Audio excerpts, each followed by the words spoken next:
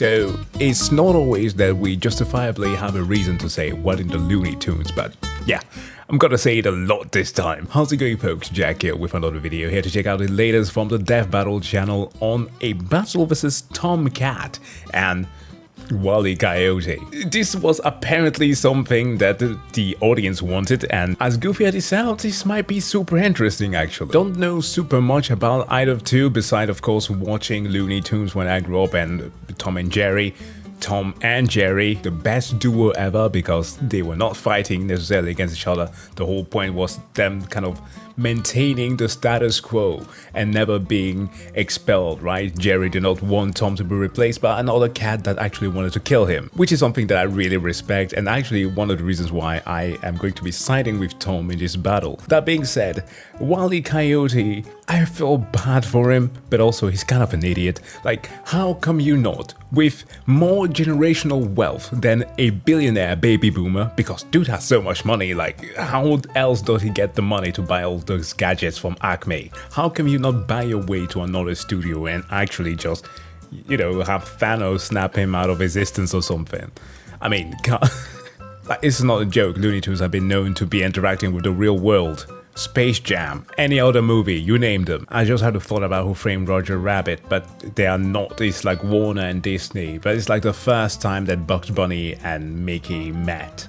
And I think the only one. Or perhaps there are other examples. Tell me in the comment section below. That being said, without further ado, let's get into this.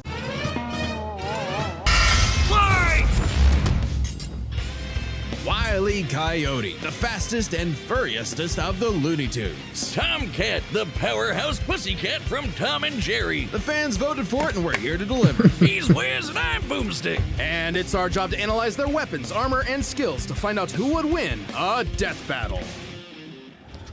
I swear, if this eater of Australian babies actually gets to win, I'm gonna crash out. In tales told over a shimmering campfire by the tribespeople of North America, there was no figure so cunning, so bold as Coyote. I'm sorry, did I say eater of Australian babies? I was thinking about one other type of indigenous people. The Aborigines somehow came to mind. No, it's the dingo in Australia. Coyote does it with, yeah, okay. To the Miwok, he was a Prometheus who stole fire from the heavens to give to humanity. To the Sewetmuk, he was a foolish trickster who could die and return to life. And to the brothers Warner, he's just a poor dumb schmuck who can't catch a break. To this day, the Great Coyote stalks the American Southwest. Wow, they needed to add every single moniker here, within they? Hard-Headicus Ravenous, Overconfidenti Vulgaris, Nemesis Ridiculi, Portionicums Grotesque Appetitus, Fastidious Facticus. Wow. Hunting his indefatigable prey, the There's more. And this modern Wile E Coyote is driven by a ruthless entrepreneurial spirit. Yeah. Deus Ex Ignoramus. Wow, poor thing. Yeah, and it drove him straight off a cliff.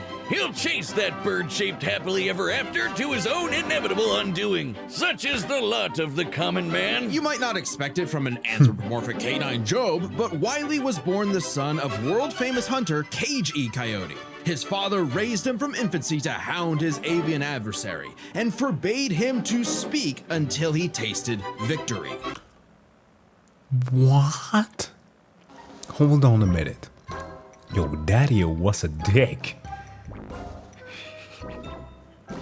So his first words weren't like, Papa. They were like, no, son.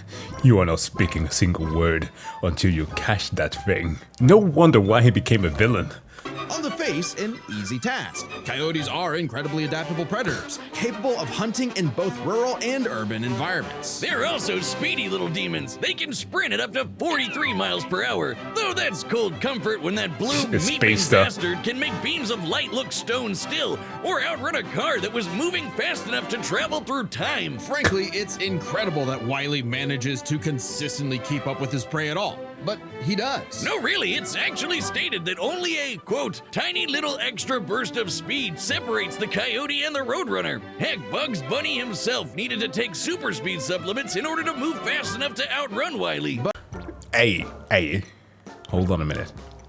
Wasn't there an episode, like a crossover thing, on Cartoon Network, or perhaps it could have been on another channel, where we had The Flash, Speedy Gonzales, and Roadrunner running against each other? You're telling me that he is able to chase something that can rival the Speed Force? Bruv. Shut the front door.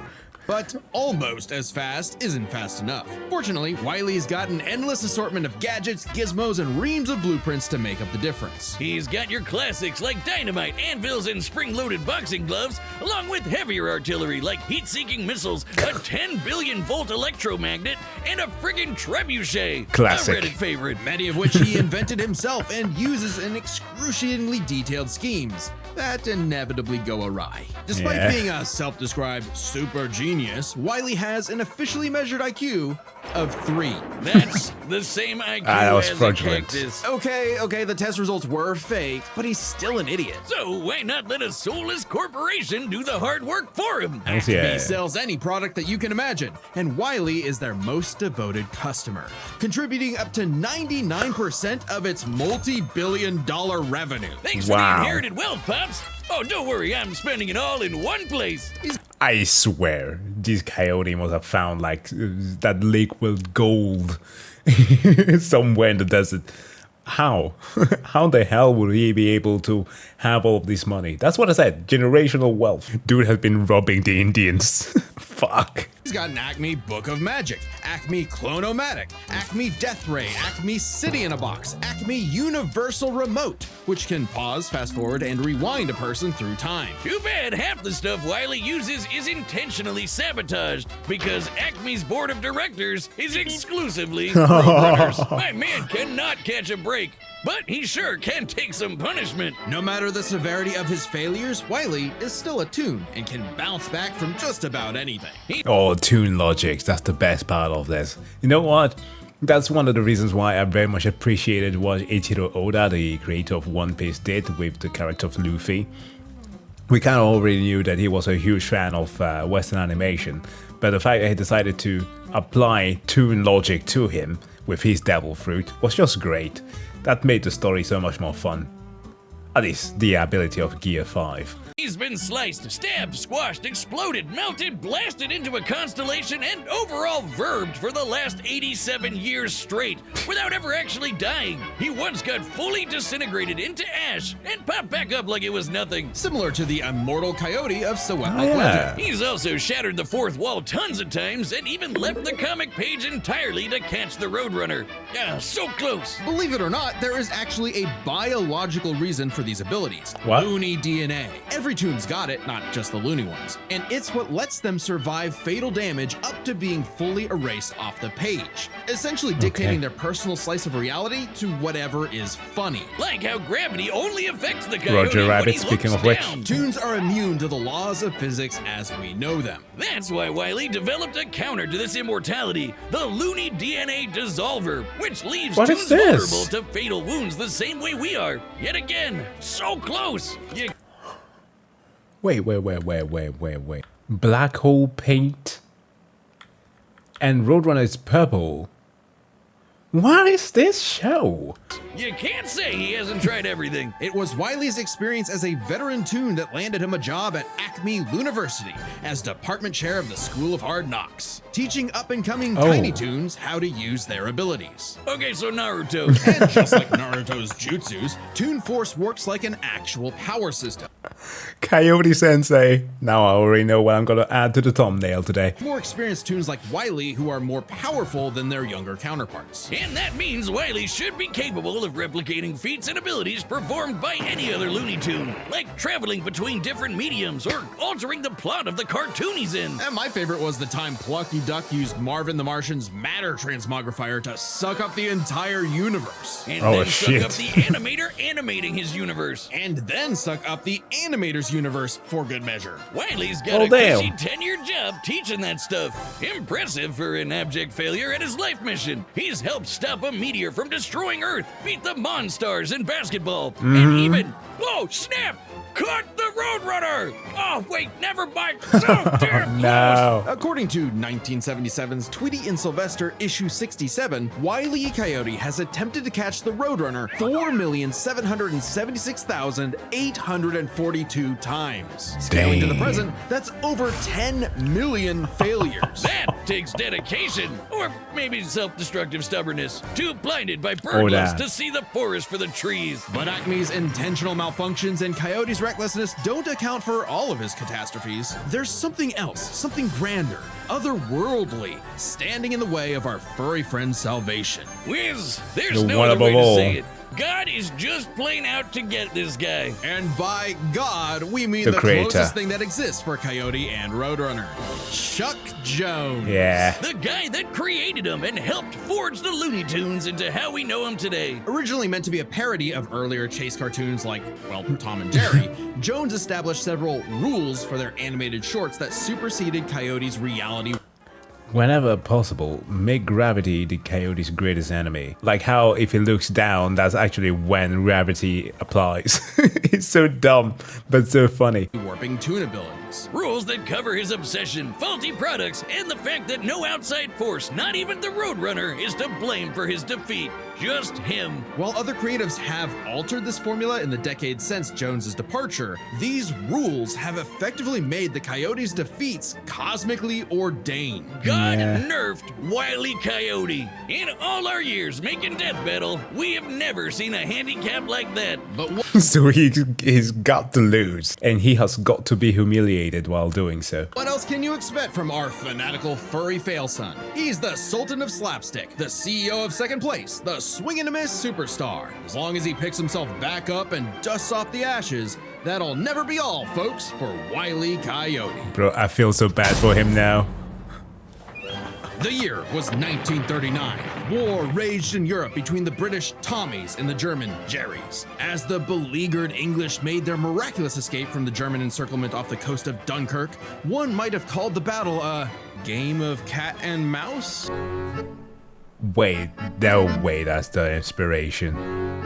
I thought that the whole thing was a term coming from like young teens who were causing trouble, and therefore they got the moniker. Was it? Okay. Oh wow, is that actually where their names come from? I'm looking this up. Regardless of their names' origin, William Hanna and Joseph Barbera's infamous cat and mouse duo became the undisputed kings of slapstick comedy. The formula is simple, and we all know it. Tom Cat chases Jerry Mouse around the house. Brutal, bone-shaking, I felt that in my balls, violence ensues, and Tom is reprimanded by Mammy Two Shoes. Who is, Oh. let's say very much from the 1940s. Yeah. At least she was better than the menstruals that are being generated now with AI. Another reason why to hate AI. And if you're like me, all you wanted to see was Tom wipe that smug smirk off that little rat's face. Despite my well-documented hate for Oh, the no, cats, not the even clip. I've gotta cringe at years of propaganda to convince us to side with the filthy, flea-ridden rodent over man's second best friend. Oh, big yawn. House cats like Tom are actually some of Earth's most successful predators. They can run up to 30 miles per Hey, hour, the mugging leap cat. 6 feet high, and despite being commonly perceived as nocturnal, they're actually crepuscular and hunt in the dawn and evening. Tom specifically is a British short short hair. They're strong, Short stocky hair. Roman cats bred to withstand harsh conditions. And for Tom, Unfortunately, I don't have my cat with me. This could have been a fun viewing.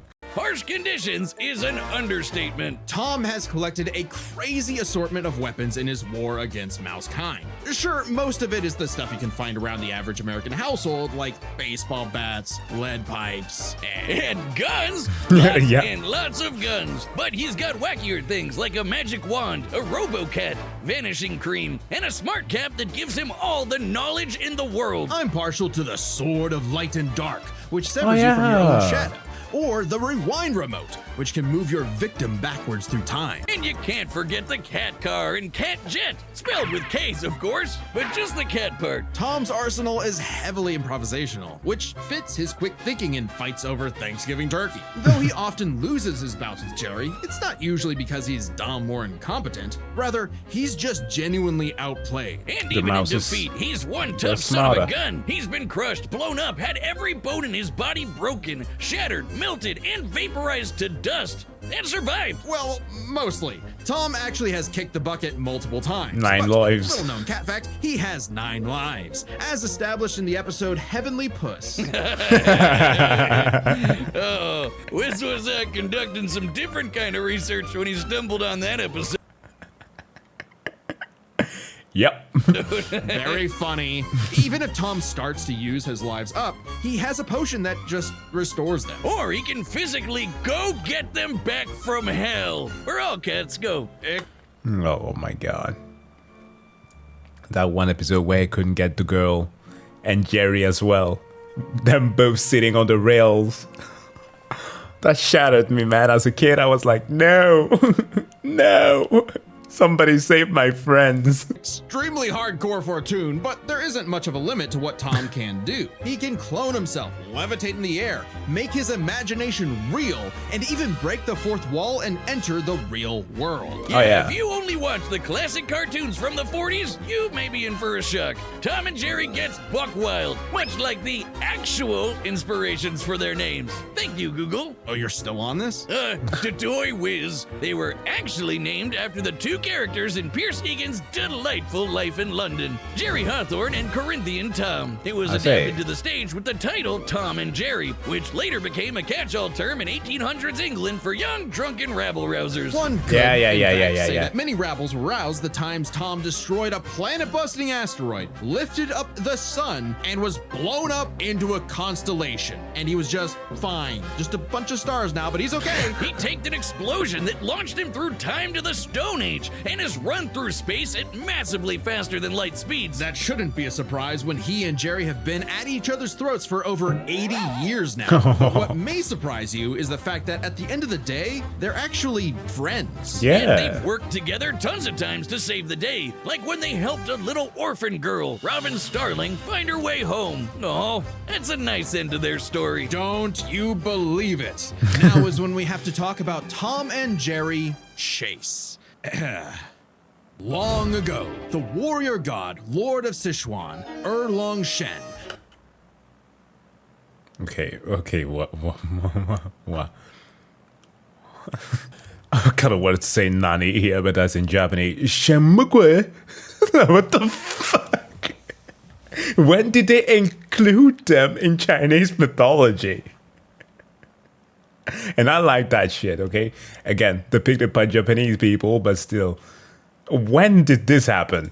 Battled the tricksy and indomitable Mouse King atop Peach Mountain, leading the goddess Celeste to declare the two the strongest warriors in the realm. And they were, in fact, Tom and Jerry. They were even stronger than Devil Tom, who repelled corruption by the darkness. This mysterious, malevolent force threatened to consume the Tree of Life, whose branches encompass all of time and space. Wait, is this a game? What the fuck? Banding together, these warriors use the star element to dispel the darkness and save the universe. What the fuck? Well, it may sound completely insane. Oh, it is. It is. Net Chase is a Chinese mobile gacha game whose lore is not entirely in keeping with the spirit of the source material. However, it is officially licensed by Warner Brothers Interactive Entertainment, which means we have to include it in our research. So that the gods may grant us mere mortals some heavenly push. No. Friendly rivalry aside, though, Tom has actually managed to catch the little rat fair and square a few times. By my count of the original shorts, 19 times. I could watch him on repeat forever. Too bad he's still a filthy feline. The only kitty I truly respect is named after booze. Well then, you're in luck, because the Tom and Jerry of English literature later became the namesake for a famous Christmas cocktail. Because there's no better way to get absolutely trashed than with good old Tom and Jerry. Sure. Guess what? Death Battle has merch now. That's right, Boomstick, and you can pick some up for yourself on our brand new website, deathbattle.gg. All right, the combatants are set, and we've run the data through all possibilities. It's time for a death battle!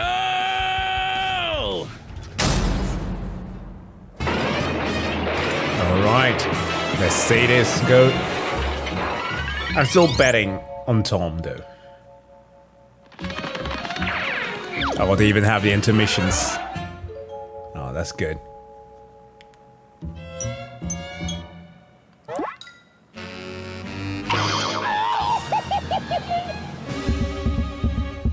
Wow. The scream in the background by Monk.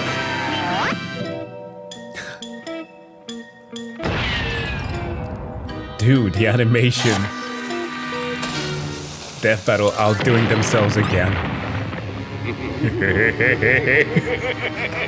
Love it.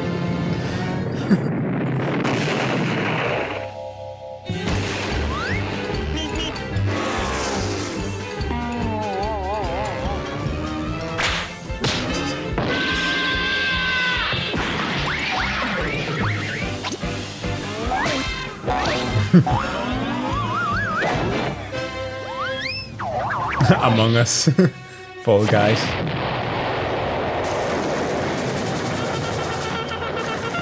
Come on, you apes! You want to live forever!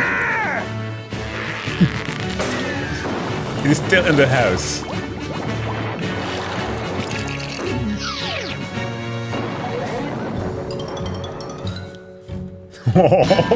Calm down, Coyote.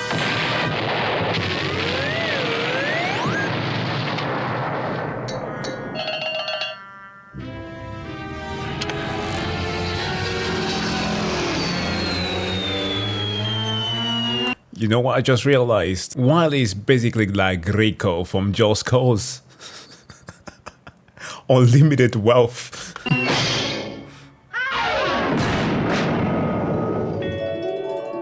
Oh no! Well, I guess they're evening the playing field now. High speed tonic.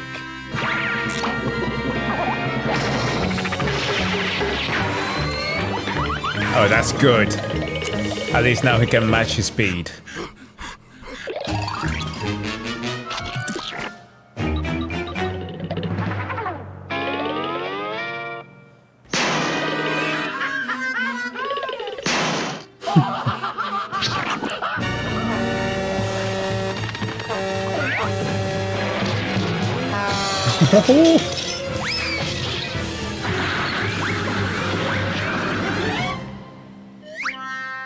Don't look down. Don't.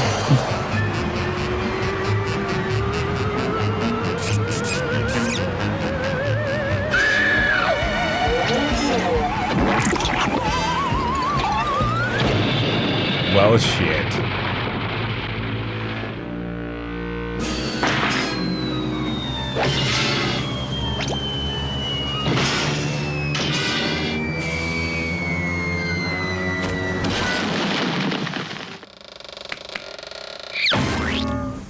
Oh no.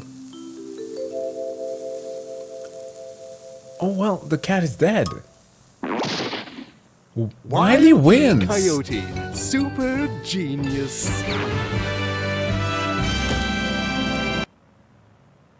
He spoke.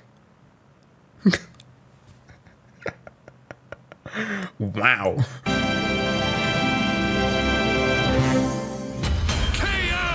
Oh, thank God one of them actually died this time. I mean, no! Animal cruelty, no!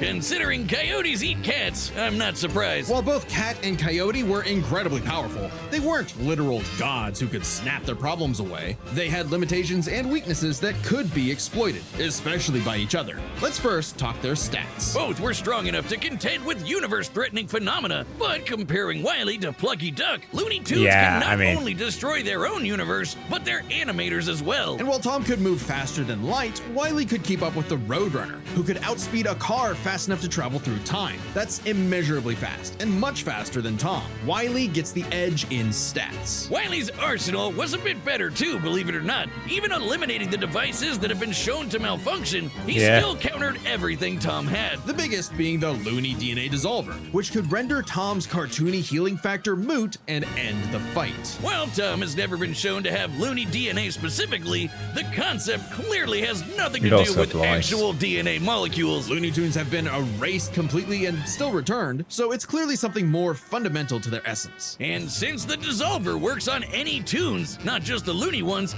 it should apply to Tom. But considering how much of a screw-up Wile E is, it wasn't a sure bet. Hell, it could have backfired, especially considering how much more competent Tom is. When it came to intelligence, Wile E's engineering and scheming genius were often defeated by his own ego and stubbornness. Tom, on the other hand, was consistently more flexible, pragmatic, and victorious in his fights. He definitely gets the edge there. Oh, and Tom has one other big advantage. He doesn't have God nerfing him. And that's the big question. Was Tom capable enough to benefit from Wile E's narrative-enforced bad luck and see the DNA Dissolver? That's what I kind of thought.